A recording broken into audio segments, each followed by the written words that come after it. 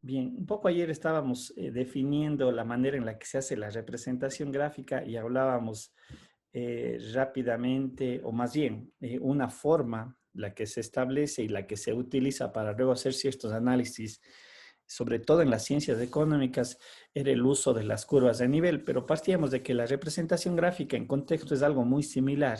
Lo que yo tengo que representar en contexto es un punto, ¿sí? Pero no hay que perder la definición de esto, porque en el plano es fácil expresar un punto a una entrada o una salida. Es más, también decíamos que en el espacio, dado cuenta que aquí yo represento tres variables y es en R3, ¿no es cierto? Yo tengo mi entrada que estaba representada en el plano XY y obviamente la salida era la altura que habíamos mencionado y obviamente lo que yo genero es una superficie en el espacio, en un sistema de coordenadas de tres ejes, ¿no es cierto? Pero yo lo que me refiero en esencia, lo que nosotros tenemos expresado es un punto. Podemos hasta en el espacio entender que era un punto, posicionar el punto, ¿sí? Y por ejemplo, en el plano decíamos los pares ordenados, en el espacio hablamos de una terna ordenada porque es la representación de dos parámetros de entrada X y Y, utilizamos esa notación, y la salida representada por la letra Z, ¿no es cierto? Este era el punto que yo representaba, que es compuesto por esta altura y obviamente un valor, si es este es del eje X, y un valor de XY. Esto es en el plano del par ordenado XY, sin embargo acá era el punto XY y Z. Ese contexto del punto habíamos mencionado mediante esta relación, ya cuando generalizamos, sabemos que cuando la variable o la función se extiende a n mayor o igual a 4, la perspectiva gráfica ya no es posible, pero el concepto del punto se mantiene. Tengo tres valores de entrada y una salida me da cuenta de R4. Tengo cuatro valores de entrada y una salida me da un espacio R5 dimensional, ¿no es cierto? Bien, aquí habíamos visto algunos ejercicios y obviamente lo que mencionaba, una forma de expresar o representar son las famosas curvas de nivel. Y un poco aclarando lo que alguien me preguntaba ayer, ¿las curvas de nivel se pueden cruzar? Y yo les había dicho sí y no. ¿Por qué sí y por qué no? Empecemos del por qué no. Recuerden que habíamos dado una característica de la curva de nivel de este conjunto NC, que decíamos y que está al final de esta presentación.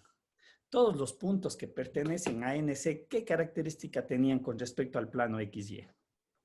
Que tenían la misma altura. Tenían la misma altura, correcto. Entonces, es evidente que una curva de nivel, recuerden que las curvas de nivel se construyen, ya voy a poner un videito que le hice en el GeoGebra para que se pueda, espero que se pueda visualizar. Las curvas de nivel es el equivalente de hacer cortes de planos paralelos al plano XY, que es nuestra referencia. ¿Sí? Es como yo siempre a veces les quería explicar, si cojo una manzana y le comienzo a cortar con el cuchillo de manera paralela a la mesa, ¿sí? Yo voy a ir viendo las curvas de nivel. ¿Cuáles son las curvas de nivel? Son el filo de la manzana, no la manzana como tal, sino es lo que me rodea la manzana, ¿sí? Recuerden que esa es la superficie y esa es la curva de nivel.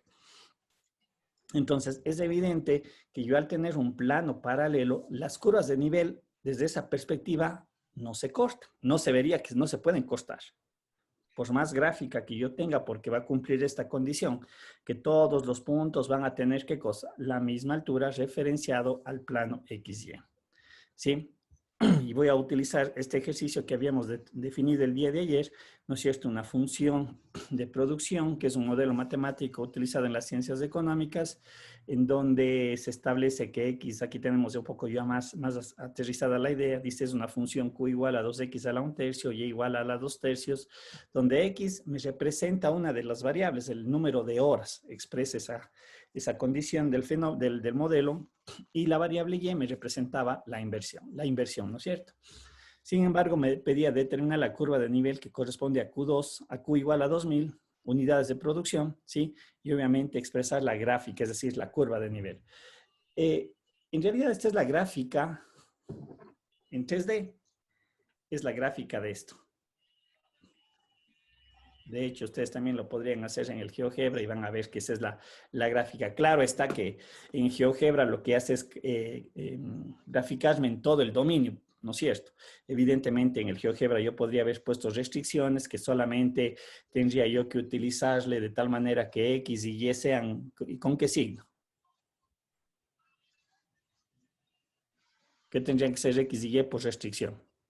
Positivo. Positivos, ¿no es cierto? Ojo, verán que todos estos términos, sobre todo esto le vamos a utilizar en la optimización, porque esto constituye una restricción, ¿sí? Donde X y Y necesariamente tienen que ser positivos, es más, mayores a cero, ni siquiera iguales, porque si no, no habría ni horas, no, número de horas, ni tampoco inversión, ¿sí? Bien, pero esta es la gráfica general, vista la función como y igual a f de x, no había restricción, ¿sí? Bien, justamente aquí está el video que les quiero mostrar. Déjenme ver una cuestioncita. A ver, ¿dónde está? Tengo que salirme de esto. Marcar puntero, pluma. Ya. Bien, me gustaría que lo observen para que vean cómo se van generando lo que había mencionado ya hace un rato. Es como si cojo un cuchillo y le paso de manera paralela. Y en la gráfica ustedes van a ver lo siguiente. Si ustedes observan, ese plano rosado, o más bien dicho, lo que está en rosado es el plano paralelo al XY que está en gris. Y si ustedes ven en la gráfica, como se observa aquí, cada una de estas se constituye una curva de nivel. Lo que tenemos en negrillo abajo, en interpuntado, vendrían a ser las proyecciones. Y aquí es donde quería decir el sí y el no, de que me diera la impresión de que las curvas de nivel se pueden cruzar, ¿sí? Poquito nuevamente le voy a poner a correr el video, ¿no es cierto? Entonces aquí se puede ver, estas son las curvas de nivel. Y ya insisto, esta es solamente la proyección. ¿Estamos? ¿Sí? Evidentemente solo un octante sobre el cual nosotros vamos a estar trabajando en base del Q igual a 2000. Bien. Profe, Dígame, Cristian. profe, buenas tardes. Profe, tal vez de pronto puede explicar, no sé, de una manera diferente, cómo es esto de que las alturas son las mismas. Pues eso no me queda muy en claro. Ya, en esta misma gráfica, verá, veámosle aquí. Le voy a hacer correr un poquito más y le voy a parar. Ahí. Bien, verá, Cristian. Primero quiero que quede claro la curva de nivel, cómo se construye, a qué es equivalente, lo que yo decía hace un momento. Imagínese que tiene una manzana. Usted pone la manzana sobre la mesa, ¿no es cierto? La mesa Sí, vendría a ser para mí, ¿qué referencia? el plano XY. Correcto, el plano XY. De tal manera que para mí la altura viene a ser el eje Z. Por eso yo la manzana es la manera en la que nosotros vemos las cosas, ¿no? En 3 dimensiones. Es la manera en que nosotros observamos todos los objetos. Entonces, la manzana está en un sistema en 3 ejes, ¿sí o no? Sí, profe. ¿No es cierto? Entonces, hagamos cuenta que hay una ecuación matemática que me representa la manzana, ¿sí? Y evidentemente la manzana, habíamos dicho que si yo tengo una función, permítame, le voy a colocar así, Z es una función, no sé cuál será la ecuación, de hecho, creo que por ahí sí creo que hay la ecuación que me permite graficar una manzana. Estoy casi seguro, debe haber en alguna, buscando en el Google debe haber. Ya, entonces, recuerde lo que acabé yo de mencionar en las partes anteriores. Había yo indicado que lo que yo represento, ¿qué es? ¿Es un sólido o una superficie? Considerando Z igual a f de x de y. ¿Qué es lo que yo represento? La superficie. Una superficie, correcto, es lo que aquí está en esta gráfica. Cada vez que yo voy dando un valor de x de y, ¿no es cierto? Porque tengo que determinar si eso es factible, porque eso es encontrar el dominio, lo que yo voy graficando es todos estos conjuntos de puntos. Y obviamente, si uno todo este conjunto de puntos, en el espacio hablo de una superficie. Cuando hablaba del plano, ¿a qué me refería? A una curva, ¿no es cierto? Sí. Sí, no es cierto, vamos por allí. Ya. Ahora, nuevamente con el ejemplo que estoy mencionándole. Imagínese usted que coge y corta la manzana, pero con el cuchillo de tal manera que el cuchillo usted sabe que siempre es paralelo a la mesa. Paralelo a la mesa. ¿Sí? Ya. Sí. ¿No es cierto? Y un momento que usted termina de cortar la manzana y le alza, ¿qué es lo que vemos? Hay una porción que se va a quedar en la mesa, ¿no es cierto? ¿Qué es lo que vemos? Cuéntenme. ¿Qué ve usted? ¿Qué percibe? Dígame usted qué es lo que ve. Bueno, desde una vista, hablemos de una vista desde arriba hacia abajo, siempre va a ver el contorno de la manzana. Correcto. El contorno de la manzana, si esta es verde o roja, ¿qué es lo que usted debería de alcanzar a ver? ¿Ese filito verde o ese filito rojo? ¿No es cierto? ¿Sí o no? Sí, profe. Sí.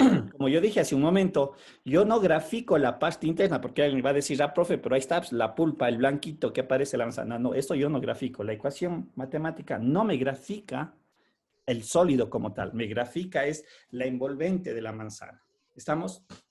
Ahora, usted no le ha tocado para nada la manzana, le ha cortado de manera paralela. Y usted coge una regla y le pone al un lado de la manzana para saber la altura del corte. ¿No es cierto? Mide allí y luego cambia de posición y mide la misma distancia. Y cambia de diferentes posiciones y mantiene la misma distancia. Toditas tienen la misma distancia. Este es el concepto de la curva de nivel. Que todos los puntos que usted dice que yo veo de la manzana, ese filito verde o rojo, siempre van a estar a la misma altura referenciado a qué. Ya, gracias, profe, ya lo entendí. Ok, Gracias. entonces justamente aquí lo que yo quería que perciban, nuevamente le voy a hacer correr esta, déjenme ver. Por eso digo, si ustedes observan, el plano rosado que está subiendo es los cortes que yo voy haciendo. Y si ven allí cómo se me generan estas envolventes, la que voy a pasarle, a ver, un ratito le voy a hacer con rojo, voy a tratar de hacerle lo más, sin que se me vaya de lado. Ya, por ejemplo, si ve, esto en la superficie que es la azul es mi función, esta es mi curva de nivel. ¿Qué significa? Que si yo tomo un punto de aquí y le mido al plano gris, y le tomo este punto y le mido al eje gris, esta altura con la de acá, ¿qué son? Por concepto. La misma. ¿Estamos? Entonces es la curva de nivel. Bien, lo que alguien me consultaba, ¿no es cierto? ¿Las curvas de nivel se pueden cruzar? Desde esta perspectiva, no, porque son planos. ¿Sí? Usted puede observar que cuando le hago correr otra vez, a ver, déjenme ver,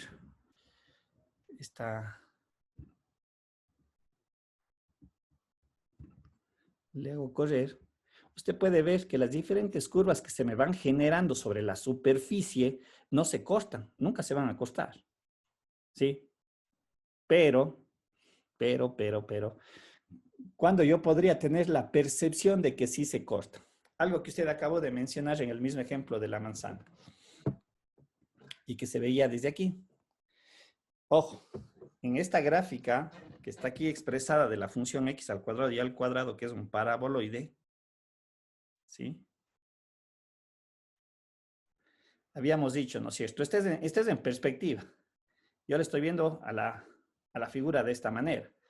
Pero si yo me voy y le veo desde arriba, lo que yo estoy viendo son, para este ejercicio, son estas circunferencias, ¿no es cierto? ¿Sí o no? Ahora, puede ser que en el momento que yo comienzo a hacer las curvas de nivel, hagan cuenta que estoy viendo yo desde arriba, o sea, hacia abajo. Pero puede ser que una curva de nivel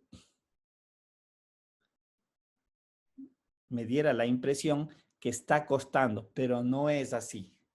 No es así, ¿sí? Porque si yo esto le pongo en perspectiva, lo que yo estaría viendo son estas cosas. A ver, déjenme ver si puedo hacerlo en perspectiva aquí. Esta sería una curva de nivel. Esta sería otra curva de nivel. Y esta sería una curva de nivel. ¿Sí? De perspectiva, no se van a acostar nunca. ¿Por qué? Porque todas estas tienen la misma distancia, la misma altura, o sea, nunca se van a acostar. Pero obviamente, si es que yo le veo desde acá arriba, me diera la impresión, ¿ves? Están costando curvas de nivel, ¿sí? Y no es así. Estamos, no sé si eso aclara la pregunta del día de ayer. Un poquito es tratar de entender la parte geométrica, la parte gráfica, o sea, eso es lo importante. Por eso digo, tal vez la representación gráfica utilizan mucho los ingenieros y los arquitectos, sobre todo cuando representan ecuaciones o utilizan ecuaciones o modelos matemáticos. Un poquito en las ciencias económicas nos perdemos la perspectiva de la gráfica o de la geometría como tal, pero necesitamos un poco utilizar eso para explicar ciertos conceptos. ¿Sí? No sé, la persona que me consultó ayer eso, no sé si era usted mismo, Cristian, tal vez me hizo esa pregunta. No, profe. No sé, la persona que Sí, me hizo la profe. consulta ayer, no sé si en algo le Sí, aclaro profe. la situación. Sí, sí, profe. O sea, básicamente no se cortan, ¿verdad? No se Esa sería cortan, la porque respuesta. por lo que acabamos de hacer, y el mismo ejemplo, si usted va y coja una manzana y cóstele así en rodajitas paralelas a la mesa, nunca se van a costar las curvas de nivel. Pero si le veo desde arriba y hagamos cuenta que ha sido una manzana deforme, que tiene metidos y hundidos, ahí me va a decir así, se están costando, pero es una cuestión de percepción más bien. ¿Sí? Ya, profe. Muchas gracias. Bien, entonces en este mismo ejemplo habíamos dicho de que cuál es la importancia de las curvas de nivel y es algo que vamos a utilizar en la optimización. De hecho, es la característica que le da a los modelos matemáticos porque comienzan a establecer restricciones. Aquí también tenemos el mismo ejemplo. Habíamos mencionado que aquí ya lo estamos viendo desde arriba. Las curvas de nivel las estamos viendo desde arriba, es decir, mi eje Z le debería yo entender que es el eje que está saliendo de la pantalla de manera perpendicular. Este es mi eje Z, ¿sí? Y lo que estoy viendo aquí, un ratito le voy a hacer, también le hice aquí una... ¿Sí? Entonces, lo que decía hace un momento, si ven aquí, estas son las curvas de nivel, es esa envolvente que veíamos hace un momento. Ahí están los planos que van cortando y se me van generando las diferentes curvas de nivel, ¿sí? Entonces, obviamente, la curva de nivel lo que me está indicando es, me está diciendo, si ven a este valor de A, le voy a volver a repetir, una curva de nivel a 1000, a 1200, a 1700, a 2000, 2200, es decir, cada uno de estos puntos, de acuerdo a cada curva de nivel, va a estar localizada a esa altura geométricamente. Estamos dándole esa idea geométrica desde esa perspectiva, pero obviamente en nuestra aplicación quiere decir que todos los valores que estén contenidos, o todos, perdón, las combinaciones, porque esa era la clave de eso, dentro del modelo matemático. Vamos a ver. Lo que estábamos indicando es, a ver, voy a pasarle acá porque este es ya el ejemplo, este es el ejemplo con Q igual a 2000, esta es la curva de nivel con Q igual a 2000. Recuerden lo que habíamos dicho, si yo tomo este par ordenado, entendido que esto es el eje X y el eje Y, si yo tomo el par ordenado, ya le tomé uno feo, tomemos el par ordenado 400, 1600, y si este par ordenado le evalúo en la función, el resultado me tiene que dar 2000. Si quieren, hagan la comprobación, porque al fin y al cabo este es del GeoGebra y me debería de dar, ¿sí? Evidentemente, si tomo otro par ordenado, por ejemplo, el de acá, me dice que es 2600, 600, ¿sí? En el momento que le hago la sustitución, me tiene que dar los 2000, las 2000 unidades. ¿Dónde está la importancia de la curva de nivel? De hecho, ya en la toma de decisiones, yo puedo decir, quiero incrementar mi nivel de producción. En vez de 2000, quiero poner 3000. Ese sería un escenario, ¿no es cierto? ¿Estamos? Pero tengo que ver qué implica eso. Si mantengo la misma cantidad de horas, ¿qué implica? Que a lo mejor tengo que hacer una inversión mayor para que se dé ese efecto. ¿Sí? Es decir, yo ya comienzo en mis modelos matemáticos, podría yo comenzar a jugar con esto. A ver, perdón un ratito, a ver, déjenme ver. Comienzo yo a decir, ahora yo quiero ver qué pasa con, una curva de nivel.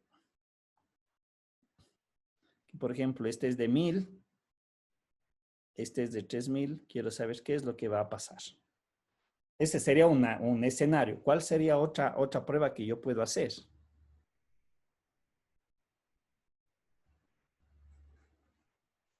Digo, voy a mantener mi línea de producción. Yo no voy a incrementar mi línea de producción. ¿Sí?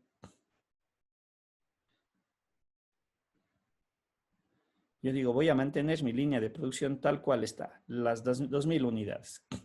Sin embargo, para alcanzar las 2000 unidades, yo tendría que jugar con las dos variables X y Y. Es decir, voy a incrementar, hagamos cuenta que yo tenía 1200, a ver, tomemos este punto, que este era mi punto inicial.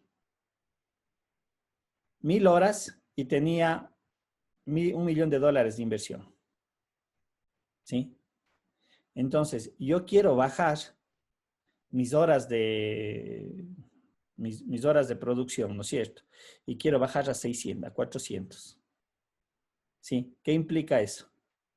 Que yo voy a tener que incrementar mi inversión. ¿A qué se refiere? Por ejemplo, tendré que hacer procesos automatizados, cambiar la maquinaria, incrementar línea de producción, etcétera, ¿no es cierto? Estoy dando yo una interpretación que a lo mejor ustedes la manejan de mejor manera. Y mantengo mi línea de producción de 2000. Muy bien, ahora la otro escenario podría ser, yo voy a incrementar el costo voy a incrementar el número de horas, voy a incrementar la mano de obra, ¿sí? ¿Con qué intención? De bajar la inversión. Y obviamente tendré que pesar acá cuánto me cuesta incrementar la mano de obra, si es más conveniente, etcétera, etcétera. Todas esas cosas son los parámetros que ustedes dentro de su área van a tener que manejar. Pero la curva de nivel tiene esa finalidad. ¿Qué pasa si analizo, manteniendo constante mi línea de producción, en este caso muy puntual, entre la relación de costo de horas y número de horas y la inversión? Porque recuerden lo que habíamos mencionado. Mi problema de R3, en el momento que seteo una curva de nivel, cambió a R2. ¿Sí? En donde X y Y ahora son dependientes la una de la otra. Depende de cómo yo quiera manejar mi ecuación. ¿A qué me refiero? Yo puedo decir, despejando Y, se me generaría una f de X, o, en su defecto, X me generaría una f de Y. ¿Sí? ¿Estamos? Y lo otro que había mencionado, ¿qué es lo que va a hacer en el caso de la optimización? Yo comienzo a moverme el 2000. Ahí se habla del análisis de la sensibilidad. ¿Qué pasa si es que me muevo un poco para acá? Si subo o bajo, ¿qué va a pasar con X y Y? ¿Sí? Un poquito, tal vez en alguna asignatura de microeconomía, creo que eso lo ven a más detalle. ¿Estamos? Lo mismo puede suceder con una función de utilidad, ¿no? Si esto es el mismo concepto. Hablamos de creo que ustedes manejan por general 3 funciones. La función de costo, la función de ingreso y la función de utilidad. Me parece que es el modelo más en las ciencias económicas. Si no estoy mal, corríjanme si me equivoco. Me parece que son las tres funciones que siempre ustedes están revisando, analizando o modelando. ¿Sí? Bien. Ahora, aquí más por formalidad, hay que definir ciertas características o ciertos conceptos asociados a las curvas de nivel. Las curvas de nivel la hemos visto desde el punto de vista matemático, o sea, desde el geométrico. Esa es una curva de nivel. Pero cuando hablamos de función de producción, a esas curvas se les conoce como las curvas isocuantas. ¿Sí? Como cultura general les doy esta información. Y cuando hablamos de una función de utilidad, a las curvas se le conoce como indiferencia. Esas vendrían a ser las curvas de nivel bajo esos dos contextos dentro de la formalidad de las ciencias económicas. A lo mejor serán los términos que utilicen de una manera oportuna. ¿Sí? Bueno, y en la generalidad, ahí es donde efectivamente ya se pierde la perspectiva geométrica, lo que hemos venido hablando. cuando hablamos de una función de 4 variables, ya no hay representación gráfica, ¿sí? Sin embargo, aquí se aplica el concepto de las hipersuperficies. Es un concepto, una ambigüedad más bien que se le debe de entender de esta manera. Yo no tengo su representación gráfica, pero lo que se genera son superficies que no las puedo representar geométricamente. Aunque ya voy a poner a continuación, en un modelo de R4 sí lo puedo hacer y van a ver a qué me refiero al hablar de superficies. Esta sería ya la expresión general para un sistema, ¿no es cierto?, de n variables. ¿Sí? ¿Dónde estaría aquí mi función? Recuerden, es una única salida para varias entradas. Bien, el ejemplo que les acabo de mencionar, el concepto de la superficie o de las hipersuperficies. Me parece que en una clase anterior yo les había hecho la siguiente consulta. Cuando yo tengo una función de 2 variables, el dominio, ¿en dónde está representado? En los valores de X. Ya, a lo largo de la recta numérica, ¿no es cierto? ¿Sí? Eso es lo que utilizo para representar el dominio de y igual a f de x. En el caso de 3 variables, z igual a f de x e y, ¿qué utilizo para representar el dominio? XY. El plano XY o una región del plano X y Y. Ojo, verán que el dominio también es encontrar qué región yo le puedo analizar en una función. Y en un espacio R4, ¿no es cierto? Sería de 4 variables, 3 entradas y una salida. El dominio, ¿en dónde lo puedo representar?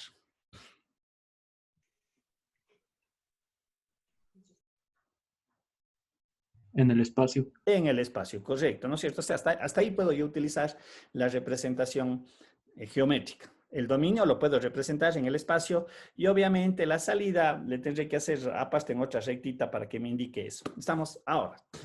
Recuerden que en lo que acabamos de desarrollar de las curvas de nivel, nosotros habíamos dicho este modelo. Z es igual a f de x de y y decíamos muy bien, las curvas de nivel implican que z va a ser igual a una constante, de tal manera que este modelo se convierte en f de x de y igual a una constante, donde k puede tomar cualquier valor y el k es en realidad esa representación de planos. Esa misma idea la podemos aplicar en este modelo matemático. Una salida, 3 entradas. Pero lo que vamos a considerar es que W es igual a una constante. Por lo tanto, si ustedes observan, para este caso de R4, estamos aplicando algo muy similar. Acá, en este modelo, ¿qué representábamos? ¿Qué vamos a representar acá? Cuando decíamos que Z era igual a una constante K. ¿Qué variable desaparecía? Acá. ¿Qué variable desaparece? Z. Z, ¿no es cierto? Y decíamos de R3, que era el modelo, bajamos ¿a dónde? A R2. A R2. Y aquí comenzamos a utilizar las famosas curvas de nivel, lo que acabamos de desarrollar. Bien, acá es la misma idea. Aquí teníamos un R4 que no puede utilizar su representación gráfica. Sin embargo, en el momento de considerar y hacer exactamente lo mismo, W, que es mi cuarta variable, le digo va a ser una constante K, aquí desaparece W y de R4 ¿a dónde bajo? A R3. A R3, correcto. ¿Sí? Perdón que alguien me está haciendo alguna consulta. Dígame, Pierina. Nada, profe, solo que se me prendió la cámara, disculpe. Ah, no, tranquilo. Tampoco salió acá, así es que no pasa nada. Ya. ¿En qué estábamos? Ah, ya. En R3. Ahora, en R3, si ustedes observan, K es una constante. Por lo tanto, yo podría generar... ¿Cuántas funciones puedo generar acá? En este modelo. ¿Cuántas funciones podría generar aquí? En f de x de y igual a K.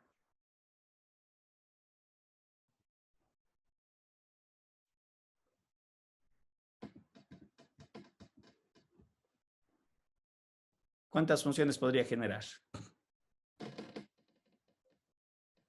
2. Cierto. En lo que acabamos de desarrollar en las PPTs anteriores, yo podría hacer que Y dependa de X o X dependa de Y. Es decir, genero dos funciones. ¿Sí? En R2. Acá, ¿cuántas funciones podría yo generar?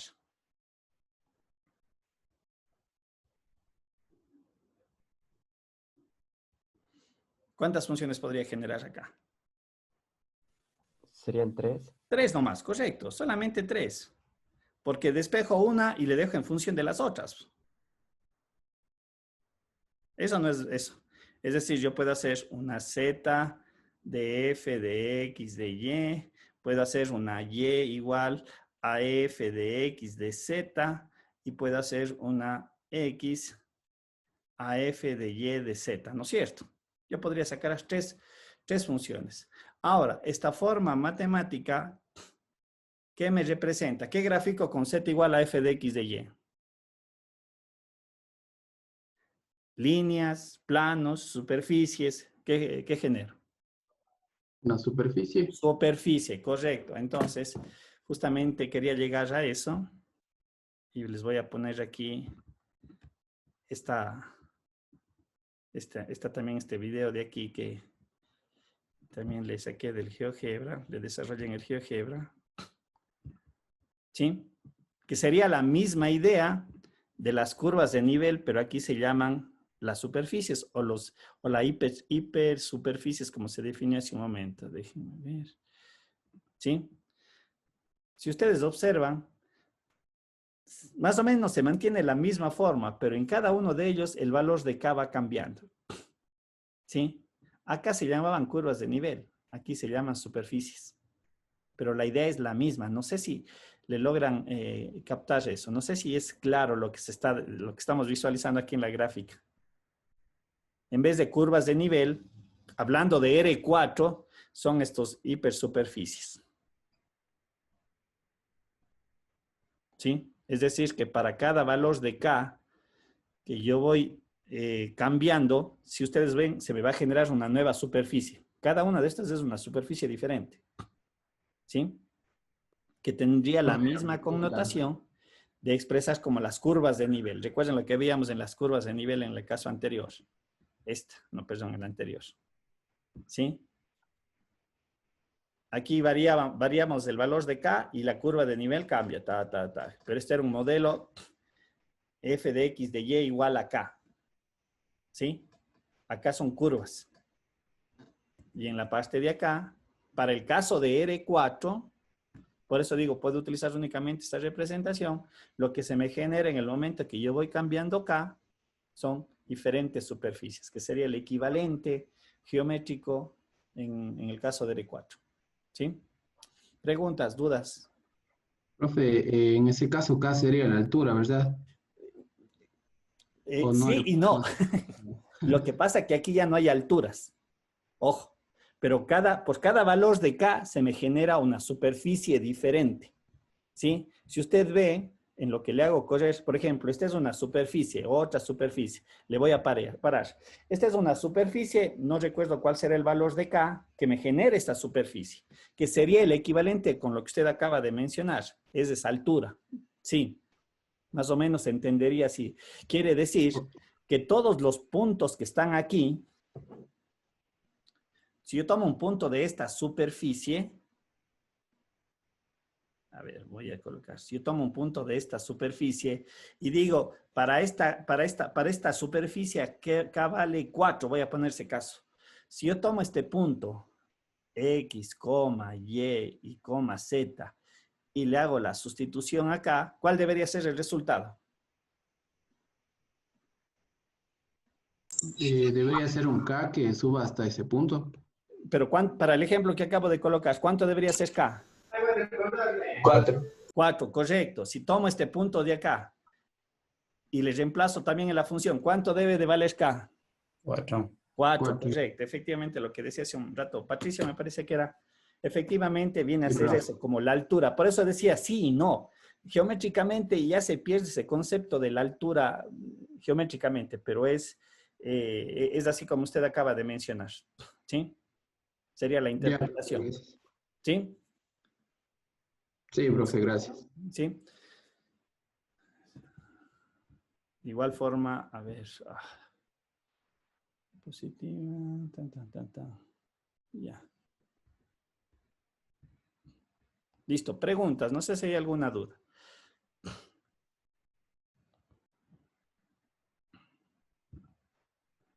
Solamente. Y por ejemplo, voy a ver un poquito que se haga. Por ejemplo, acá yo podría suponer este es otro valor de K. No, se me ocurre, como digo, es un ejemplo ya geométrico este. Digo, este K vale igual a 10. Y hago el mismo ensayo. Si tomo este punto X, Y, Z y le reemplazo acá, me tiene que dar el resultado 10. Si vengo y tomo este punto de acá y le reemplazo en la función, me tiene que dar 10. ¿Sí? ¿Estamos? Entonces el concepto sigue siendo lo mismo, pero obviamente la representación es lo que se va perdiendo como tal. A ver, listo. Preguntas, dudas, inquietudes. ¿Alguna consulta? Me está faltando gente, 10 personas me están faltando. Alexis, Gabriela, Anabel, Andrés, ¿alguna duda? Henry Jiménez, Jason, no sé, Todo Leslie, claro, profe. todo. Vamos, Milene, Michelle, Nicole, Todo bien, profe. todo bien, listo. Bien. De esta manera, ya estoy saliendo, me ayuda, que no es.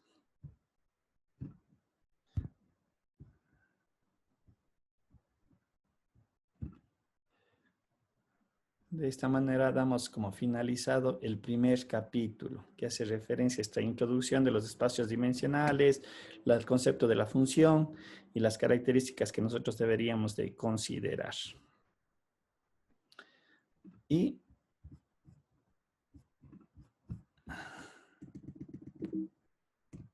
vamos a empezar con el capítulo 2,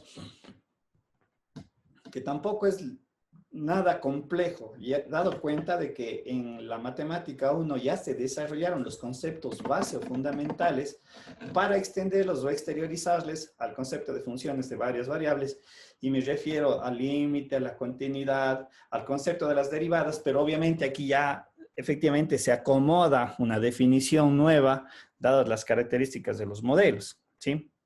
Poquito es la temática que vamos a desarrollar ahora y como menciono van a ver que todo lo que se ha visto anteriormente se lo hace aterrizar con ciertas consideraciones, con ciertas reglas matemáticas que se van acondicionando para poder resolver ciertos problemas o ciertas definiciones como tal. Bien, partamos con el concepto de límites y continuidad en funciones de varias variables, ¿sí? Bien, lo que había mencionado, ¿no es cierto? Tiene un mismo tratamiento visto en el cálculo diferencial. En el caso de ustedes, la matemática 1 que corresponde, me parece que es al capítulo 2, que se veía allí en la matemática 1 lo que era el límite. ¿Sí? Bien, y recuerden que la definición del límite para y igual a f de x, ¿no es cierto? En su estructura algebraica estaba expresado mediante este operador. Se entendía, el límite de f de x cuando x tiende a es igual a L, es decir, hay un resultado. De hecho, la formalización va a ser completamente similar, ¿sí? Un poquito acomodando ciertas definiciones, ¿sí? Dado de que nosotros ahora vamos a hablar de un espacio n-dimensional, ¿sí? En donde ahora X no necesariamente es solamente en R1, sino vamos a hablar de R2, R3 y obviamente ya la generalidad hablamos del Rn. Pero las ideas y los criterios van a ser, y los procedimientos van a ser los mismos, ¿sí?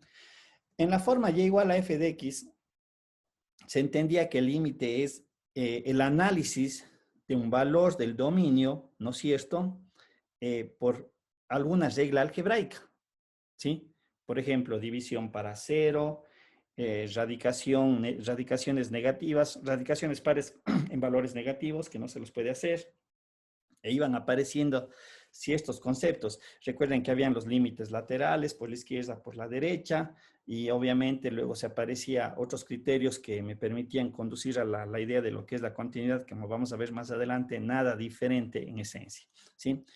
Bien, ahora cuando nosotros extendemos esta idea a funciones, partamos de lo más sencillo, que es las funciones de dos variables, lo que nosotros vamos a tratar de desarrollar o analizar es algo similar. ¿Qué pasa cuando un valor del dominio se acerca a un valor específico? ¿Sí? Es decir, cuando x se aproxima a un x sub 0, a un punto que yo quiero analizar. Y también caracterizado por ciertas reglas algebraicas, que eso es en realidad la manera en la que yo hago el análisis. Nuevamente lo que había mencionado hace un rato. Cuando yo tengo,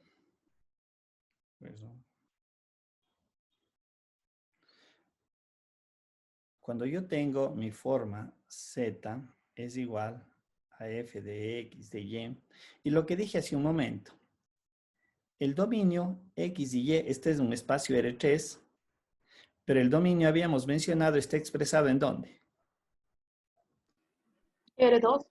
R2, y para mi caso yo le represento mediante ¿qué? ¿Cómo le represento el R2? Alguien ya lo dijo hace un momento. En el plano. En el plano, ¿no es cierto? En el plano, por normativa, en el plano XY. Un poquito esa es nuestras reglas algebraicas, ¿no? O sea, un poquito siempre se utiliza esa notación. Pero yo había mencionado que yo represento mi dominio, ¿no es cierto? Que está en R2, en XY, o más bien, recordemos que el dominio es un subconjunto de R2, y lo que yo interpreto no es todo el plano R2, sino es una región de R2, y más o menos es lo que está expresado aquí. Mi R2 es todo esto, es el plano formado tanto por el eje X como por el eje Y. Pero de todo ese plano R2, únicamente dadas las condiciones geométricas, mi dominio vendría a ser, por eso se entiende que es un subconjunto, es una parte. Y lo que yo hago a continuación es encontrar un valor de ese dominio, ¿sí? Que yo lo quiero analizar. Por eso decía, es muy similar en concepto a la de acá. Esto es el dominio, ¿no es cierto?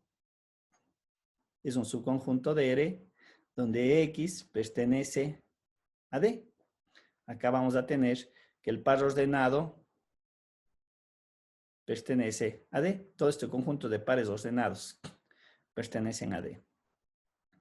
Y en el momento que yo le analizaba, ¿sí? Yo quiero saber, cada vez que me aproximo a este valor, ¿qué sucede con el valor de la salida? Y esa misma idea sucede acá.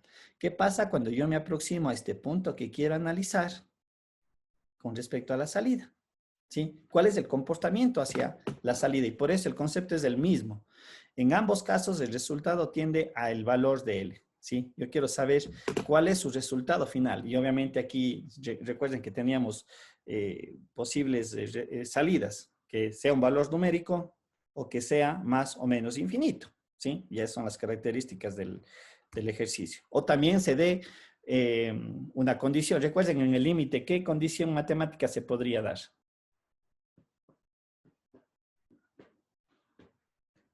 Que se podría resolver luego con Hospital. Indeterminación. Las indeterminaciones. Recuerden que a veces teníamos límites que resultaban ser indeterminaciones, y ahí empezaba un poco los artificios, y obviamente utilizamos en el caso de funciones de una sola variable la regla de Hospital. Aquí a lo mejor tendremos que utilizar otras herramientas matemáticas para eliminar las indeterminaciones, porque también hay indeterminaciones. Bien, ¿cómo analizábamos el límite en funciones de una sola variable? Nosotros decíamos, identifiqué el punto que quiero analizar, ¿no es cierto? Y dentro de la recta numérica, yo me aproximaba por la derecha o me aproximaba por la izquierda, ¿no es cierto? Y así hacía mi análisis, y de ahí se derivaban los famosos límites laterales. Analizaba por el límite por la izquierda, me analizaba el límite por la derecha, etcétera, ¿no es cierto? Pero al final me aproximaba por cualquiera de estos dos lados de la recta, yo sucumbía al valor de análisis. Ahora, esta es la primera parte que es diferente en las funciones, en este caso de dos variables. Y en la gráfica, nosotros podemos observar lo siguiente. Lo que está en ese color más claro, que es el dominio, y lo que tenemos en más oscuro, ya vamos a ver a qué se refiere, y es exactamente lo mismo de acá, pero es una forma diferente de representar, y es algo que ya le vimos en el capítulo anterior, en el concepto de la bola abierta. ¿Sí?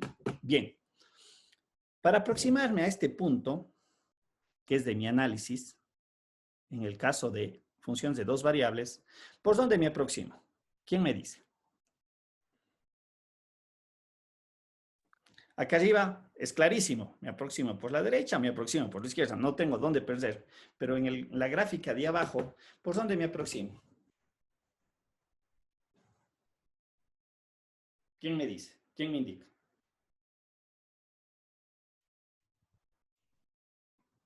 Podría ser, profe, desde arriba, desde el eje Z. Ojo, a ver, también vale la pena hacer la aclaración.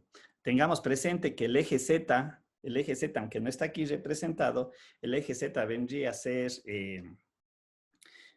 como en el caso anterior, un eje perpendicular a la pantalla hacia mí. Sí, ese es el eje Z.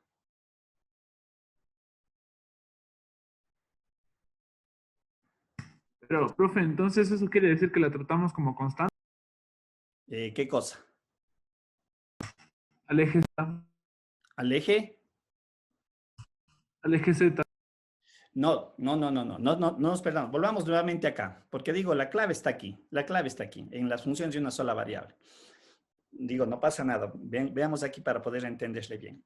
¿No es cierto? Cuando analizábamos el límite de las formas y igual a f de x, y decíamos el límite de f de x cuando x tiende a un x sub 0, ¿no es cierto? Es decir, yo estoy analizando este valor de aquí, que vendría a ser este x sub 0, yo le posicionaba a lo largo del eje X, que es el que me representa el dominio, ¿no es cierto? Es este R1. Y yo lo que dije hace un momento, para aproximarme a X sub 0, ¿por dónde me aproximo? O por la izquierda o por la derecha. Eso es claro, ¿no es cierto? No hay donde perderse allí. ¿Sí? ¿Estamos o no? Sí, sí, ¿No es cierto? Ahora, vamos a una función de dos variables y por eso yo decía, en el caso de una función de dos variables, el dominio, ¿dónde está representado? ¿El dominio dónde está representado? En el plano XY. En el plano XY. Lo que yo había mencionado es esto, el plano X y Y. Y decíamos, el dominio, en esencia, el dominio es un subconjunto de R2. Y más o menos aquí lo que está representado viene a ser eso. R2 es todo el plano. Si rayo es todo el plano, ¿no es cierto? Pero como digo, es el dominio por cuestiones geométricas, por las características, por restricciones que uno puede incluir, etcétera, etcétera, por la forma de la función. Ahora yo digo, quiero analizarle en este punto que está en el plano, ojo, está en el plano. Recuerden que yo aquí me movía a lo largo de la recta. Y la pregunta es, yo me muevo en la recta numérica, cuando hablamos de y igual a f de x, yo me aproximo por la izquierda y por la derecha. En R2, en el plano XY, en este punto que está aquí en rojo, ¿por dónde me aproximo? De acuerdo a esta Por gráfica. todas las direcciones, tal vez. De ¿Perdón? cualquier lugar del Por borde. X, por Y. A ver, uno a la vez, Cristian. Supongo que más o menos desde cualquier lugar del borde de la figura. Ya, ¿alguien más me mencionó algo? Lady. Yo decía que me aproximo por X o por Y. O Ya. Y por Y. Me aproximo por X y por Y, pero más específicamente, si me ayuda. Sería por los dos puntos, porque se encontraría como en el centro de la gráfica. Bueno, creo que sí pueden graficar. A ver, ¿podría allí tal vez graficar? Creo que sí pueden. Si es que puede graficarle o no. Ustedes creo que sí pueden. Ok, yo creo que desde cualquier punto, porque tanto X como Y al ser parte del dominio, en este caso de R3, entonces se analiza por ese lado. A ver, Lady, ya, está bien, Cristian. Usted está, prácticamente solamente está de ordenar la idea, está muy bien lo que dice. Si no, Lady quisiera saber que me dé la interpretación de ella. Dígame, profe. No le puede trazar, no le puede graficar, no. Quería saber cuál Eh, era su interpretación de o su Es respuesta. más o menos lo que está diciendo el compañero, porque como se encuentra en el centro, o sea, se encuentra prácticamente en medio de X y de Y, entonces prácticamente se podría realizar por los dos lados, según yo, o Ya, por Z. es Ajá. que digo, quiero entender, pero bueno, lo que dice Cristian, espero que sea lo que le entendí. En realidad, a este punto, yo me puedo aproximar por cualquier lado, Exacto, profesor. ¿sí? Y no sé si Lady era su idea, ¿sí? Yo me puedo aproximar por cualquier lado al punto, ¿sí? Y por eso es que aquí se describe lo que yo hace un rato les había dicho, si ven esta circunferencia más oscura, ¿sí? Acá, recuerden, cuando se analizaba el intervalo, decíamos que, ustedes van a recordar esto, era mayor a 0 y menor a delta. Sí, ya vamos a ver adelante un poquito más la parte matemática. Pero para aproximarme a este punto de análisis, yo lo puedo hacer en cualquier dirección. Y aquí es lo que se define la trayectoria. Es decir, yo podría tomar cualquier trayectoria para acercarme a ese punto de análisis. A diferencia de R1, que o bien por la izquierda o bien por la derecha, porque yo estoy sobre la recta numérica. Pero en el caso del plano, yo me podría aproximar por cualquier dirección para saber qué va a suceder con el valor del límite, porque también vamos a ver ciertas reglas y ciertas condiciones que se deben de cumplir. Y vuelvo a reiterar, nada diferente a lo de acá, solamente de interpretación. Y obviamente, en notación matemática, el límite en función de dos variables, en este caso, se escribe de esta forma, el límite de f de x de y, cuando el par ordenado xy se aproxima a un x sub 0 y sub 0. Y el resultado va a ser el valor de L, que también vamos a tener, creo que estos tres casos considero yo, ¿no es cierto? Un valor numérico podrá ser más o menos infinito, o también van a aparecer las famosas indeterminaciones. ¿Estamos? Y obviamente tendremos que hacer algo en el tercer caso. Bien, en la generalidad del concepto en una función de varias variables, se define el límite de una función f cuando la variable x, que está expresada como vector, ¿no es cierto? Lo que tenemos aquí en notación en negrilla, es el conjunto de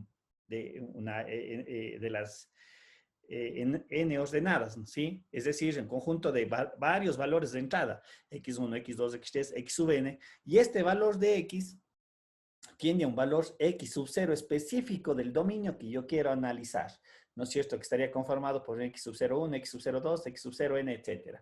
Y obviamente, como resultado, yo espero obtener un valor de L bajo las tres condiciones que acabo de detallar en la PPT anterior, ¿no es cierto? Tal que x le pertenezca al dominio, obvio.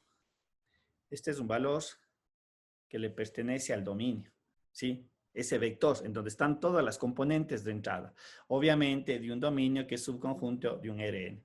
El concepto sigue siendo lo mismo, no hay nada diferente desde el punto de vista matemático y obviamente se lee el límite de f de x cuando el vector x se aproxima a un x sub 0, o sería el punto x a un x sub 0. Pero ojo, entendido este x, todo el conjunto de elementos, y este x sub 0, todo el conjunto a donde quiero indagar qué es lo que va a pasar o qué es lo que pasa con la función cuando me aproxime a ese valor. ¿Sí? Bien, en el caso del límite de una variable, esta era la definición formal. Matemática analítica, ¿no es cierto? El límite de f de x cuando x tiende a es igual a L y se extendía que era para todo valor de epsilon mayor a 0, dice existe un delta mayor a 0, ¿no es cierto? Tal que x pertenece al dominio y la diferencia de x menos a es mayor, en valor absoluto es mayor a 0 y menos a delta, es lo que estaba representado acá en la gráfica. Perdón un ratito, voy a descartar para volver a colocar. Capítulo 2. Capítulo 2. A ver. ¿Sí? Recuerden lo que yo había mencionado hace un rato. Esta era parte de la definición formal. Aquí es donde se entendería, este es mi X sub 0, el punto de análisis, y esa primera parte que estamos ahí denotando, existe un épsilon, que también ya vamos a ver que estaba en la expresión, esto es 0, X menos X sub 0, un delta, perdón, menor a un delta, ¿sí?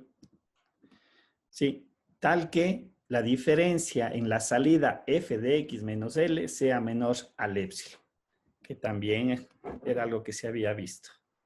¿Sí? Aquí lo que estamos diciendo es este f de x menos L en valor absoluto menor a un épsilon. Y aquí se entendía que era L más épsilon y L menos épsilon. Y acá los puntos eran x sub 0 menos delta, y este era un x sub 0 más delta. ¿Sí? Recuerden que esto es la descomposición de este valor absoluto en desigualdades. Igualmente acá, esta es la descomposición del valor absoluto en desigualdades. ¿Sí? Esa era la definición formal en las funciones de una sola variable. Por lo tanto, la definición formal en varias variables de límite no es nada diferente, ¿no es cierto? Existe un épsilon, recuerden, porque la salida es un único valor, mayor a 0. Para todo valor épsilon mayor a 0 también existe un delta mayor a 0, tal que, aquí es lo que difiere. Esta es la norma de dos vectores. Del vector, desde donde estoy partiendo, hacia el vector o el punto del vector que me interesa indagar, qué es lo que pasa en el dominio, menor a un delta. Estos son valores de escalares. Tal que la diferencia de f evaluado en el valor f en x menos L me da un épsilon. ¿Sí? Aquí es donde aparece esta norma y obviamente en el caso de las funciones de dos variables, esa relación se expresa mediante la ecuación de una circunferencia. ¿Sí?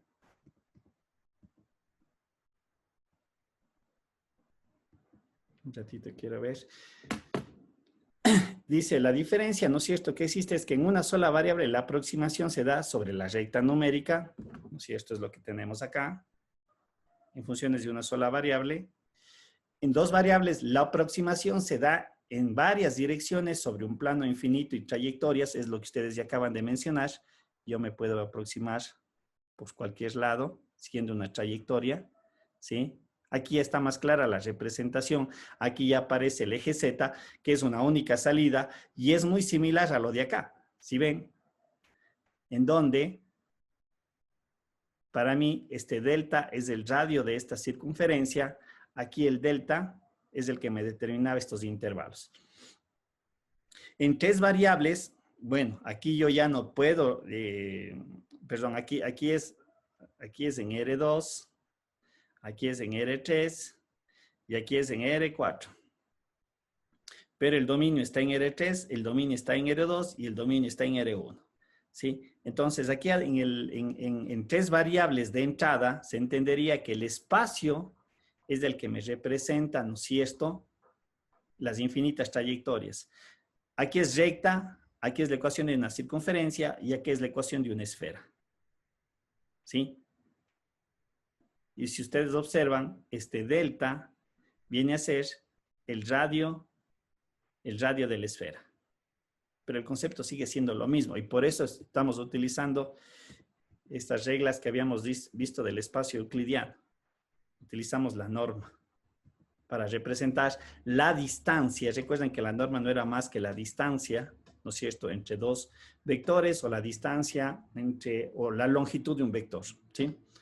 Y obviamente ya esto nos permite hacer la generalización en Rn, este mismo concepto. Es decir, yo siempre voy a tener para un espacio Rn una única salida, esta característica siempre se va a dar, pero claro está, la representación matemática no la puedo expresar. Sin embargo, este concepto matemático sí lo debo de entender, se va a mantener. es como si yo tuviera siempre un radio. Pero obviamente no lo puedo representar si hablo de un R5, de un R10, de un R20, no. Pero siempre sigue siendo como un intervalo definido por un escalar, una única cantidad, como podemos ver aquí. Aquí es un intervalo, aquí una circunferencia, acá una esfera. En R5 ya se perdería el concepto, pero matemáticamente se maneja esa misma definición. ¿Sí? ¿Cómo se evalúa el límite? Igualito como hacíamos en las funciones de una sola variable. Se hacía la completa sustitución. ¿Sí? Recuerden que el límite era eso. ¿Qué tan cerca estoy de un valor que quiero analizar? ¿Sí? Pero nunca soy ese valor. Pero en el momento de hacer la evaluación, yo sustituía esa cantidad. Si nosotros vemos en este ejemplo y hacemos la sustitución directa, ¿no es cierto? Dice, tenemos el límite de y a la cuarta menos x a la cuarta cuando y al cuadrado más x al cuadrado. Si hago la sustitución directa, es evidente que aquí el resultado inicial va a ser 0 sobre 0. ¿No es cierto? La famosa indeterminación. Y si ustedes observan, para romper esa indeterminación, habían artificios matemáticos tan simples del álgebra, como es en este caso la factorización. ¿Sí? Factorizo el numerador, simplifico, hago tender el límite, y al final, lo que está aquí desarrollado, me queda que el límite es igual a 0. ¿Sí? Y de esta manera obtengo el resultado. Nada diferente en operación, pero vamos a ver en algunos casos que tengo que hacer ciertos procedimientos para poder desarrollar un ejercicio. Bien. Si aplicamos la definición formal, porque eso se hacía en los límites de una sola variable, tenemos este ejercicio. Sea f de x de y una función y al cuadrado x al cuadrado y al cuadrado más x al cuadrado, cuyo dominio dice que excluye al par ordenado 0,0 porque es división para 0, ¿no es cierto? Me dice que demostremos que el límite de f de x de y es cuando x tiende a x y tiende al par ordenado 0, 0 es 0, ¿no es cierto? Utilizo la definición formal. Aquí me pide hacer una demostración. Y para eso utilizo la definición. Dice, para todo valor de epsilon mayor a 0 existe un delta mayor a 0 tal que la norma euclidiana x menos x sub 0 menor a delta, tal que f de x menos 0 es menor a 0. ¿Sí? Es lo que estamos desarrollando. Si yo hago aquí la sustitución de mis datos, el punto x0 es 0,0, lo que tengo acá expresado, ¿no es cierto? Este es xy, sería la relación que tengo aquí expresado. Aquí sería esta parte de acá, y al cuadrado x al cuadrado y al cuadrado menos 0 porque es el límite. Ahora, si saco la norma de esta relación, recuerden lo que habíamos visto, ¿a qué era igual la norma? La norma era igual, ¿no es cierto?, de dos vectores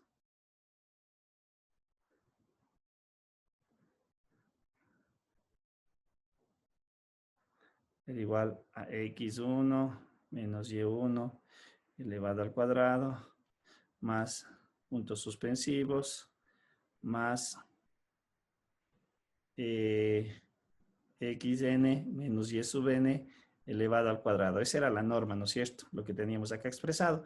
Como en este caso estamos solamente en R2, ¿qué voy a tener?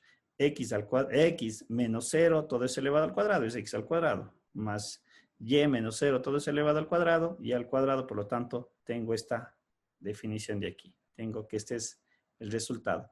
O lo que es lo mismo, la radicación pasa al otro lado. Y si ustedes observan, ¿esta qué ecuación es? Es la ecuación de una circunferencia. Esa es la ecuación de una circunferencia para este caso, que era la gráfica que teníamos hace un momento. ¿Sí? En ese entorno estaría el delta, pero ahora tengo que relacionar el delta con el épsilon. Tengo que relacionar el delta con el épsilon para poder hacer la demostración de que el límite de esa función vale 0. Cuando x, y tiende al par ordenado 0,0. Por otra parte, tenemos que f de x menos 0, ¿no es cierto? Es la segunda parte. es la función menos 0, que vendría a ser el valor absoluto. Ahora, aquí lo que está, se propone en el ejemplo es, excluyamos esto. ¿Sí? No estamos diciendo que x vale 0, le estamos excluyendo. Para condicionar el problema, si yo excluyo esto, significa que esta relación es mayor a lo de acá. ¿Sí? Es como tener lo siguiente. Voy a poner con valores porque a veces ahí se entiende. 2 por 4 es igual a 2 más 4. Y lo que he hecho a continuación es 2 por 4 es igual a 2. Si yo hago los cálculos numéricos de esto con lo de acá, es evidente que esta cantidad es mayor. Yo estoy condicionando al problema. Estoy dándole una sugerencia en el desarrollo. Y obviamente en esta relación, yo lo que hago es simplificar y al cuadrado, y si saco el módulo de x al cuadrado, o el valor absoluto de x al cuadrado, es x al cuadrado. ¿Sí? Ahora, como por definición, esto tiene que ser epsilon, por lo tanto esto vendría a ser el valor de epsilon. Estoy sacando las analogías de esto con lo de acá. ¿Sí? Y lo que estoy considerando entonces es que esta relación de aquí va a estar contenida entre este x al cuadrado, porque si nosotros observamos haciendo exactamente lo mismo que hice en la parte de acá arriba, si tengo que esto vale 2 y digo 2 más 4, evidentemente esto va a ser mayor a 2. Entonces estoy haciendo exactamente lo mismo si ustedes observan. En este lado le estoy colocando y al cuadrado, ¿sí? Le estoy haciendo esto, a ver si me permiten, le voy a hacer acá. Tengo x al cuadrado y lo que digo a continuación es x al cuadrado más y al cuadrado. Si comparo estas dos relaciones, esto va a ser mayor. Pero esto de aquí está condicionado a lo de acá. ¿Sí? Por eso me queda esta relación de aquí. Y con esto yo ya puedo relacionar entre el delta y el epsilon. Entonces me quiere decir que delta epsilon va a ser de al cuadrado va a ser igual a epsilon. Porque recuerden que esto era lo de acá. Y aquí saco la relación. Con todo este menjurje que se acaba de armar aquí en la pantalla, esta es la parte compleja. Esta es la parte compleja, un poco que es muy diferente a las funciones de una sola variable. Ahí es más simple el concepto formal de límite, que es las demostraciones de este tipo. Si bien de alguna manera estoy demostrando que el límite efectivamente va a ser 0 cuando se cumpla esta condición, ¿sí? Puede ser más compleja en funciones de varias variables o de acuerdo a la ecuación matemática. Y para ello es justamente necesario definir los límites direccionales para que toda esta complejidad que acabo de desarrollar se simplifique de sobremanera. ¿Sí? ¿Y a qué se refiere los límites direccionales? Es de las trayectorias que habíamos mencionado hace un momento. ¿Sí? Recuerden lo que habíamos, ustedes mismos consensuaron. Para encontrar, ¿no es cierto?, el límite en este punto, yo puedo trazar diferentes trayectorias, igualmente aquí diferentes trayectorias, y ese concepto le sigo manejando en Rn.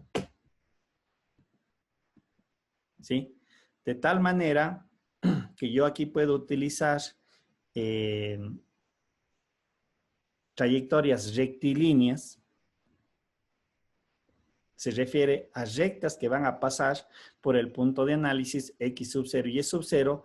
Y una trayectoria rectilínea la puedo yo representar mediante la ecuación de la recta. ¿Sí?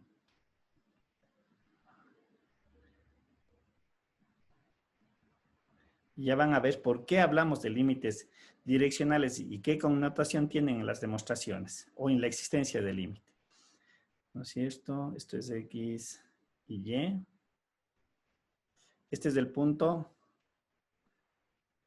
x sub 0 y y sub 0 del cual yo me quiero aproximar. Y lo que acabo yo de mencionar dice, voy a utilizar trayectorias rectilíneas. Es decir, yo lo que voy a hacer, voy a tratar de graficarle, es hacer esto, hacer esto. Es decir, yo me voy a aproximar en todas estas direcciones, que son rectas.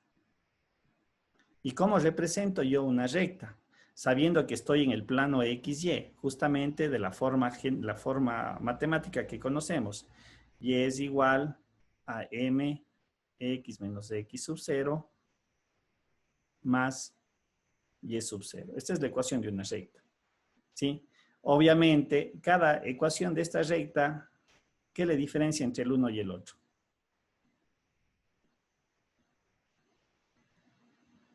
La pendiente, profe. La pendiente, ¿no es cierto? Cada recta va a tener su propia pendiente. Pero esta ecuación me representa todas las rectas. Por lo tanto, el m, como vamos a ver, se me está convirtiendo en ¿qué? En una variable por su propia característica, por lo que acabo yo de mencionar. Voy a tener múltiples trayectorias rectilíneas, por lo tanto voy a tener infinitas rectas, pero todas representadas por esta ecuación matemática. ¿Cómo le inserto en el límite? Si me dice que mi límite es esta relación matemática, lo que voy a hacer a continuación es sustituir el y en la función. Por lo tanto, el límite me quedaría expresado, como nosotros podemos observar, x, esto era y. Y si le vemos desde el punto de vista matemático, ¿cuántas variables están aquí? Inmersas. Perdón. ¿Cuántas variables están acá? 2. ¿Y cuántas variables están acá? 3. 3, profe. Dos mismo, profe. 2. Solo que hay una constante. Una no más. Está solamente la variable, perdón. Está solamente la variable x. Porque esta es la que yo tengo que hacer tender. El x sub 0 y el y sub 0 es el punto al cual yo quiero analizar. Pero ahora solamente yo hago tender el límite en x, porque el y ya le condicioné a través de esto. ¿Se ve o no se ve? Claro está, algo que es verdad, lo que dije hace un momento, estamos sujetos a la introducción de este valor de m. ¿Sí? Pero el límite como tal, ¿en qué variable le hacemos correr? ¿O le hacemos evaluar? En este caso.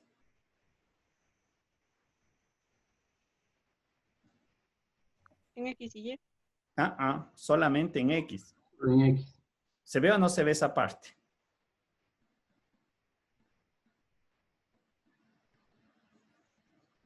Te voy a borrar esto. Profe, una pregunta. Dígame. Donde dice X menos X sub 0, ¿de dónde podemos sacar esos dos valores de X? ¿Dentro de la misma recta que nosotros graficamos? O, por ejemplo, el un punto sería el que estoy tomando ya de referencia y el otro al que yo aleatoriamente puedo asignar. Lo que pasa es que el punto X sub 0 y Y sub 0 es el valor al cual yo quiero llegar. Es cuando digo límite de f de X cuando X tiende a 2. Entonces, este es dato conocido. Esto es conocido, porque es el punto al cual yo quiero analizar. Este X sub 0 y Y sub 0 me va a salir del dominio, por ejemplo. ¿Sí o no? Sí. Ahora, este X de acá se supone que puede ser este punto, puede ser este punto, puede ser este punto, puede ser este punto, puede ser este punto, el de acá. Obviamente, de acuerdo a la trayectoria que yo esté considerando. El X y el Y. Porque es hacia dónde yo me aproximo.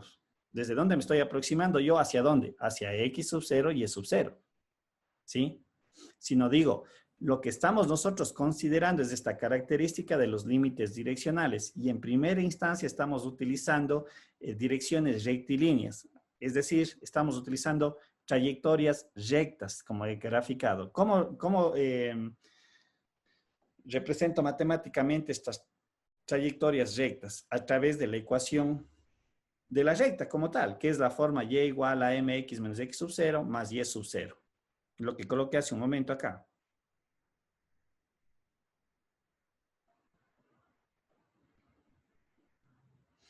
Esto es conocido, esto es conocido. Esto y lo de acá, como dije hace un momento, podría ser este punto de acá, este punto de acá, este punto de acá. Pero si usted observa, a Y le estoy haciendo que dependa de X, porque yo una recta la puedo hacer así. Es decir, este es mi X y bajo esta ecuación yo calculo Y. Ya le estoy haciendo que la variable Y de este límite, al fin y al cabo, comience a depender de X. Y obviamente, ¿qué hice a continuación? Este Y de aquí, le sustituí acá y volví a escribir el límite. La pregunta era, en este límite, ¿cuántas variables están inmersas aquí? ¿Una o dos? Una. Una nada más. Es decir, al límite solamente le hago tender en X. Entonces, es como estar bajándome a las funciones de una sola variable, bajo esta consideración de las trayectorias. ¿Sí? ¿Tal vez se entiende allí? Sí, profe, muchas gracias. Ahora, la recta no solamente es una forma de trayectoria que yo podría utilizar, también puede existir otros tipos de trayectoria. Y un ejemplo es, por ejemplo, y un ejemplo es la parábola, la ecuación de la parábola, ¿sí? Nosotros recordemos que la parábola, dependiendo de cuál esté utilizando, porque recuerden que yo en contexto de la parábola la puedo expresar referenciado al eje Y, su simetría, o referenciado al eje X. Recuerden que son dos formas de las parábolas. Aquí tenemos la parábola Y igual a mx menos x sub 0 al cuadrado menos x sub 0, que vendría a ser esta. Y también tenemos la parábola x igual a my menos y sub 0 al cuadrado más x sub 0, que corresponde a esto. Es decir, yo puedo establecerme este tipo de trayectorias. Gráficamente, permítanme, voy a insertar una PPT solo para que se entienda la trayectoria como tal, lo que yo podría utilizar. Como también la ecuación, vuelvo a reiterar la ecuación de la parábola, ¿sí? Me refiero a esto. Es decir, aquí yo tengo mi eje. Este es mi punto X sub 0 y Y sub 0. Y lo que voy a utilizar a continuación son trayectorias de parábolas. Por ejemplo, esta es una parábola. Disculpa, que puede ser así. Puedo tener otra parábola que también viene por acá así. Puedo tener una parábola que me refiero a la trayectoria. Que todas las parábolas les voy a hacer pasar siempre por X sub 0 y Y sub 0. Tengo una parábola de este tipo así. ¿Sí ven? Y todas este conjunto de parábolas, para este caso que estoy representando, le puedo expresar de esta manera. Y igual a m x menos x sub 0 al cuadrado más y sub 0.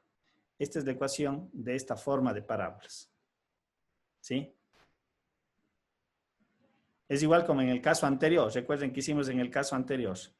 Tenía mi sistema de coordenadas, aquí estaba el punto, lo que dije, voy a pasar esta recta, esta recta, esta recta. Las trayectorias eran ecuaciones de recta, que fue expresada como mx menos x sub 0 más y sub 0. Y el procedimiento es similar a lo que hice anteriormente. ¿Sí? Acá estaba el ejemplo. ¿Dónde estaba él? Oh. ¿Se está viendo la pantalla o no? Sí, profe. Yo no sé por qué se me apareció esta, que no debía de ser. Déjenme ver un ratito. Se me perdió mi presentación. ¿Sí? A ver. Qué tontera. Se me perdió mi presentación. Un ratito. A ver. Se me perdió la presentación. No sé por qué.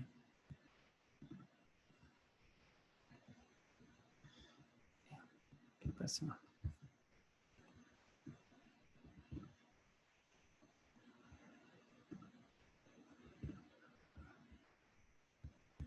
A ver, déjenme ver. ¿Qué pasó? Aquí está, aquí está. Yo no sé por qué desapareció. Ya, aquí está. Lo que hice gráficamente es estas ecuaciones que están aquí descritas, ¿sí? Bajo la misma óptica. Por ese punto yo hago pasar diferentes parábolas, ¿no es cierto? Y lo que hago a continuación es exactamente lo mismo que hice con la ecuación de la recta. ¿Sí? Yo podría comenzar a usar trayectorias, a eso me refiero, que tienen cierta forma matemática. Y nuevamente, lo que hago es este y, si utilizo esta forma de parábola, si le reemplazo me quedaría expresado el límite de esta manera. Y nuevamente volvemos a lo mismo. ¿Cuántas variables estoy evaluando aquí? ¿Una o dos? Una. ¿Qué variable es? X. X, ¿no es cierto? Ahora, si utilizo la otra forma de la parábola, que es lo que reemplacé en el mismo límite inclusive, o sea, no es que me estoy inventando para otro ejercicio. Podemos observar que aquí, ¿cuál es la variable que evalúa el límite? Y.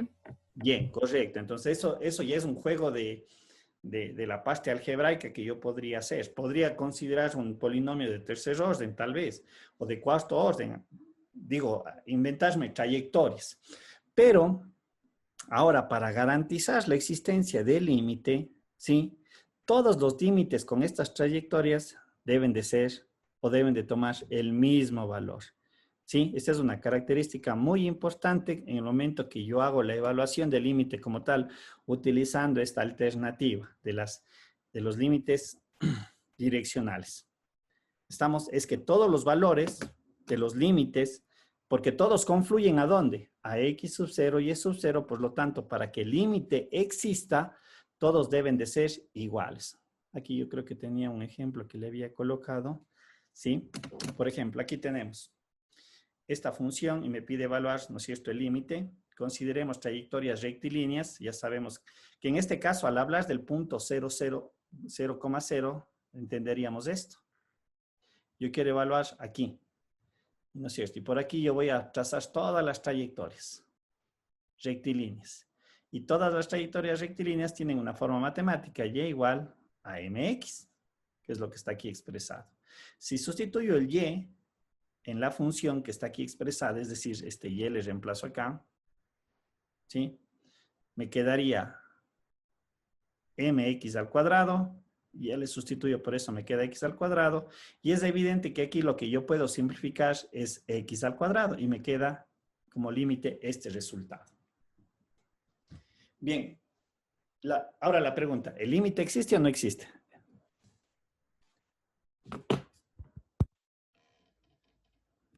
¿El límite existe o no existe? Sí. ¿Por qué? ¿Cuánto vale el límite? Tendríamos, profe, que despejar de nuevo la función de m. ¿De m por qué?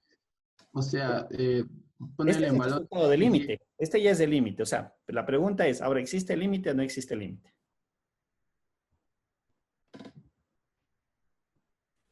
Sí, profe, sí existe. ¿Cuánto vale? Sería el valor que tome M. Ahí está una... ya. ¿Qué es lo que acabé yo de mencionar? Que para que exista el límite, todos los límites de todas las posibles trayectorias tendrían que ser ¿Iguales? iguales. Igual. ¿No es cierto? Ojo, verán. Todos los límites de todas las trayectorias tienen que ser iguales. Voy a hacer aquí una grafiquita para saber analizar el resultado. En el mismo ejemplo que está allí.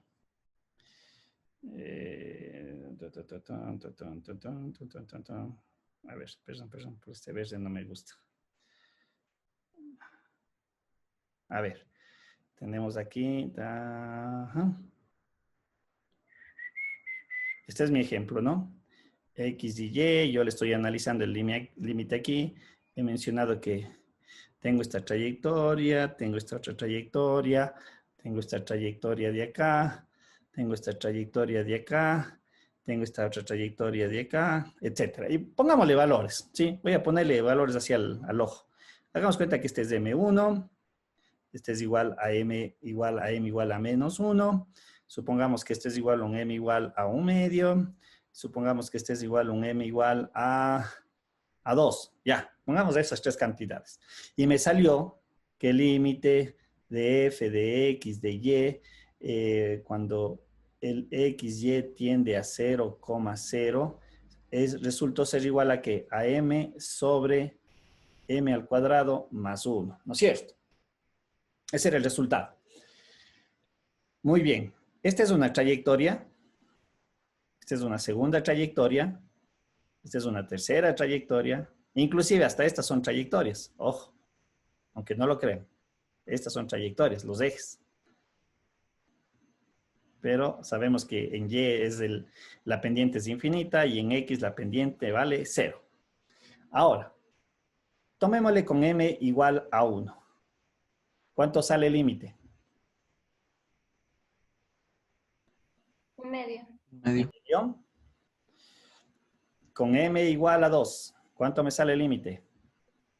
2/5. Con M igual a 1/2.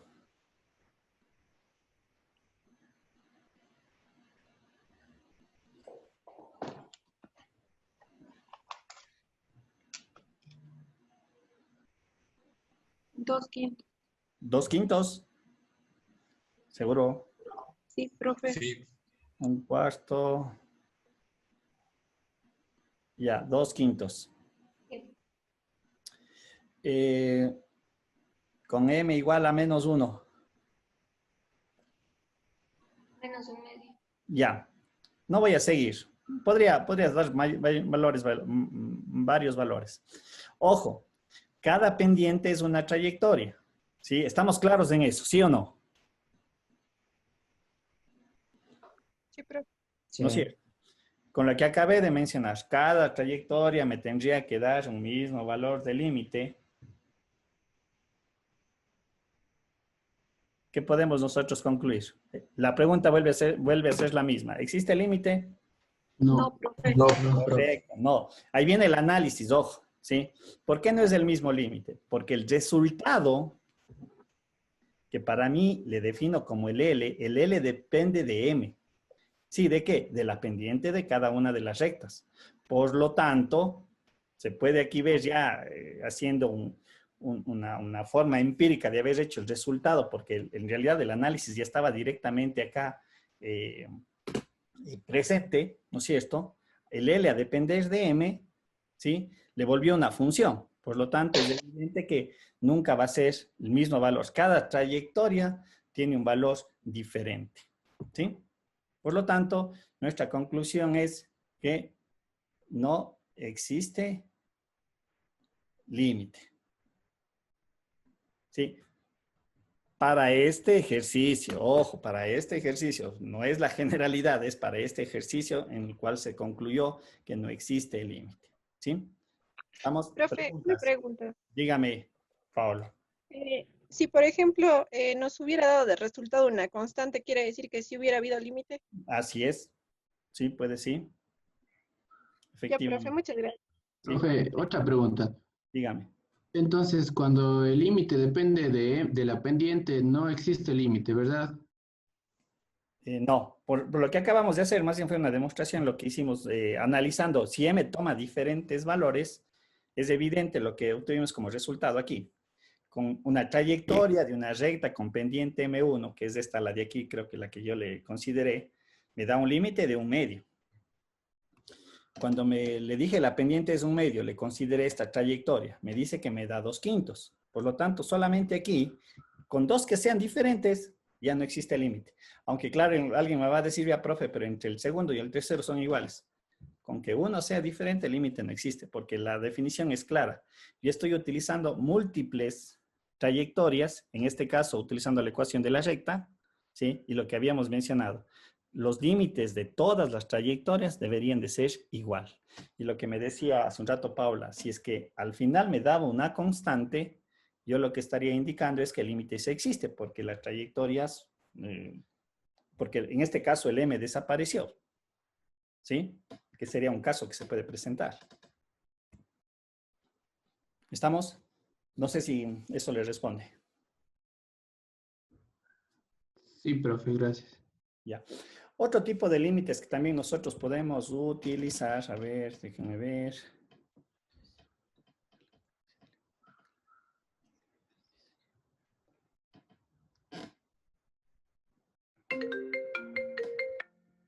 Ya le respondo, regálame solo un segundito, por favor.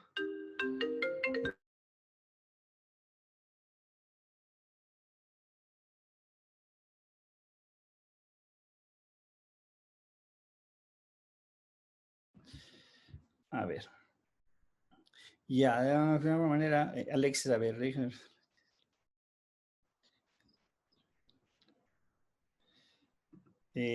a ver.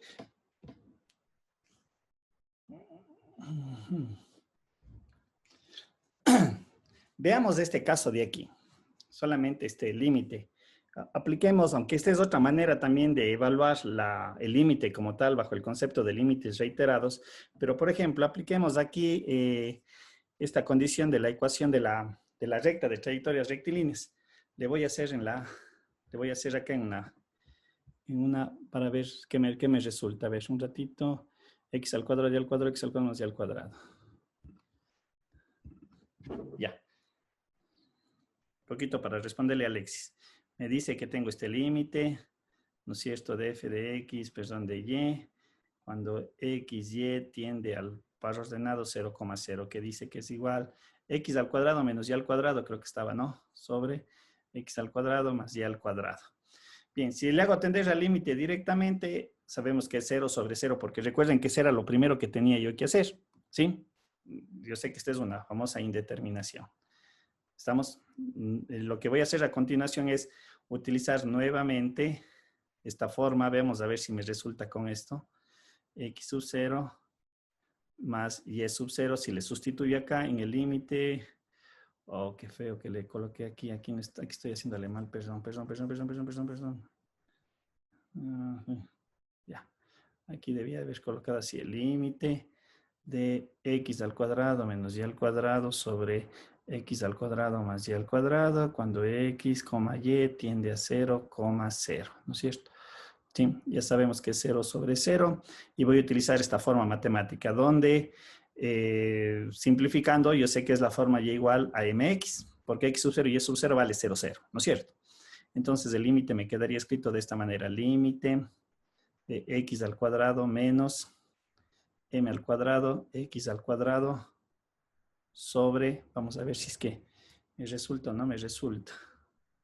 Vamos a ver si este límite también me puede dar, no creo que me va a dar, me va a salir igualmente, no es y al cuadrado más mx al cuadrado, perdón, x al cuadrado, no me da. Me va a quedar exactamente, y aquí en este caso, como ya desaparece la variable y, es x solamente tiende a 0. ¿Sí? Simplificando el x en todos los términos, me va a quedar que es el límite de 1 menos m al cuadrado sobre 1 más m al cuadrado. Tampoco no me van a dar trayectorias igual. ¿Sí? Y me queda que el límite es igual a m al cuadrado, 1 más m al cuadrado. Déjenme ver. Si es 1, 0, 1 medio 0. No, este es como el caso anterior, no me va a dar. A ver, Alexis, lo que decía alguien y me preguntaba, Paula me parece que... ¿Paula o Paola? Hola, profe. Paola, perdón. X, y, me va un X sub 0 y Y sub 0. ¿Sí? Puede ser que en el momento que yo utilice esta relación matemática, ¿no es cierto? Mx menos X sub 0 más Y sub 0, lo cual hace que se cambie el límite a una sola variable, me quedaría f de x, mx menos X sub 0 más Y sub 0. ¿Sí? Si esto me da una constante, por ejemplo, era lo que decía Paola. Paola, ¿está bien, no? Sí, profe. Paola, sí. Ahí yo estaría indicando que todas las trayectorias conducen a un mismo valor. Es decir, me da un único valor K. Pero es más fácil evaluarle de esta manera y la demostración ya me estaría dando aquí. Quería encontrar algún ejercicio que me dé esa condición, pero no la encontré. A ver, déjenme ver.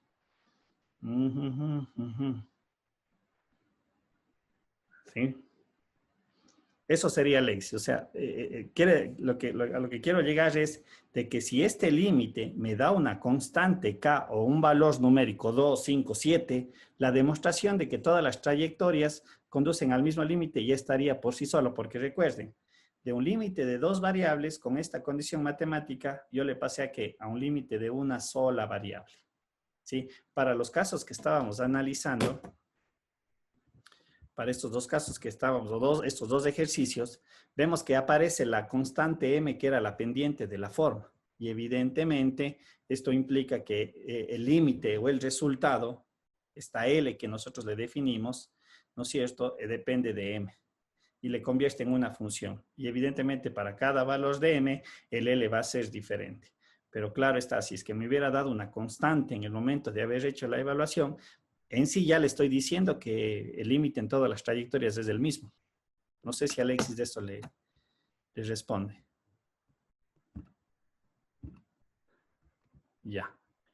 Vamos a ver, dejemos de compartir, vamos a mi presentación. Ya.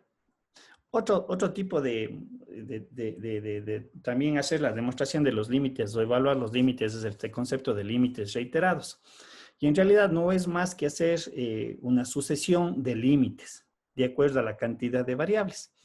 Como nosotros podemos observar aquí, tenemos la forma en dos variables y lo que hago es descomponer el límite en dos, pero separando cada una de las variables. Es decir, por ejemplo, primero le hago tender el límite en la variable y de la función y luego le hago tender el límite en la variable x o viceversa. Primero le hago tender el límite en x y posterior el límite en y. ¿Sí? Obviamente, para saber si existe o no existe aplicando este criterio de límites reiterados, estos dos límites deberían de ser iguales. ¿Sí? Por ejemplo, aquí tenemos este ejercicio. Sea f de x la función x al cuadrado menos y al cuadrado x al cuadrado más y al cuadrado, cuando x tiende a 0. O sea, al aplicar el concepto de límites reiterados, primero le hago tender el límite en y, en el ejercicio. Y obviamente se hace 0, me queda x al cuadrado, esto simplifica, me queda 1 y el límite de una constante es la constante para este ejercicio. Si le hago tender el límite ahora, arrancando con x, ¿no es cierto?, me quedaría menos y al cuadrado sobre y al cuadrado, simplificando me queda menos 1. En consecuencia, también podemos nosotros argumentar que no existe el límite en este caso. Sí, un poco todo depende de la ecuación matemática que esté considerando, de la ecuación que tenga que resolver. Estamos un poquito aquí es hacer notar de que esta condición se debe de cumplir, que los límites reiterados, dependiendo de con qué variable yo le dé inicio a la evaluación del límite, al final, si estos dos son iguales, ¿sí?, yo digo el límite existe. Es otra manera de hacer el cálculo, la evaluación y la existencia del límite, aunque ya vamos a ver las propiedades que son muy similares a las que se vieron en las funciones de una sola variable. Esta es otra manera de evaluar el límite. ¿Sí? ¿Preguntas? ¿Consultas? ¿Alguna duda? ¿Queda claro esta parte de los límites reiterados? Este es un poco más simple, porque yo digo, empiezo con una de las variables, hago tender el límite en la función y luego continúo con la siguiente. ¿Sí? Lo hago de manera escalonada, sucesiva. Y puede empezar por cualquiera de las variables. Aquí no hay una regla matemática que me diga, empiezo con y, luego x. Sí, con cualquiera de las dos puede empezar, pero obviamente para verificar la existencia debería de indagar en todas las posibilidades o las sucesiones que se pueden ir generando o desarrollando. ¿Preguntas? ¿Alguna duda, alguna consulta?